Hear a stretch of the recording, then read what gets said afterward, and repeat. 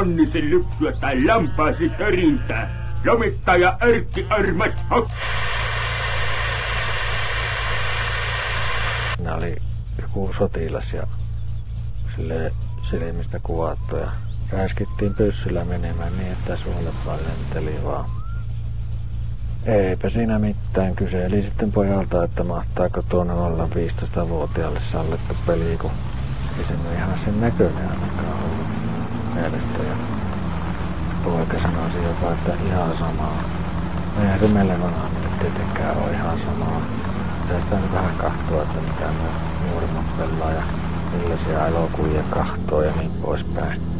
No, on se poikakin joskus kahtonut yhden jos toisenkin 16-vuotiaille sallittu elokuva, eikä se nyt sitä on rikki mennyt, minä sitä sanon, mutta ei tässä nyt niinku silleen hirmu vakavasta asiasta on kysymys. Mutta sitä mä ihan miettii, että mitenkä se on, kun tolla lailla pelataan vaan päivät pääksytystä menemään, vaikka ulkona olisi oikein hyvä sää. Tähän kasvaa tuoliin kiinni, kun siinä istuu tuntikaupalla enää kiinni ruudussa ja näin poispäin. Eikä ne pelit vois kaivaa esiin sitten, kun on vähän kurjempi sää ja saattaa vettä. Muuton pitäisi lähteä ulos jotakin touhua, vaikka palloa potkimaan niin kuin mun nuoruudessa tehtiin. Tähän voi lähteä vaikka pyöräilemään tai mettään puihin kiipiää. Tai vaikka halakoja tekee.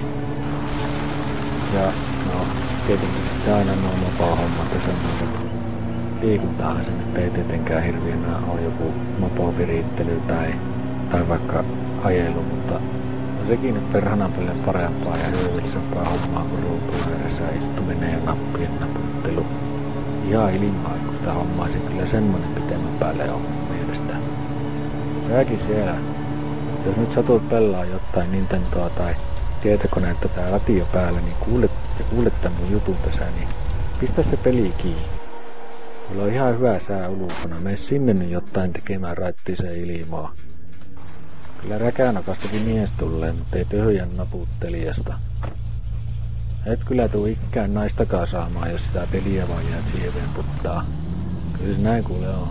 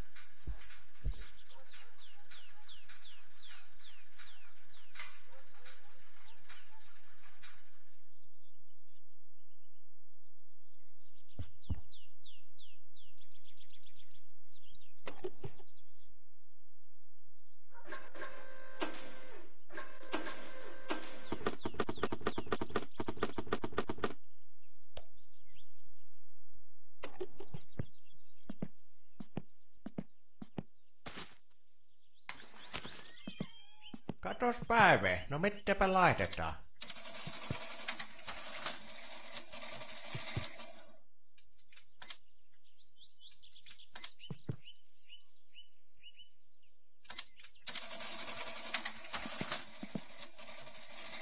Kiitos ja hyvää päivän jatkoa.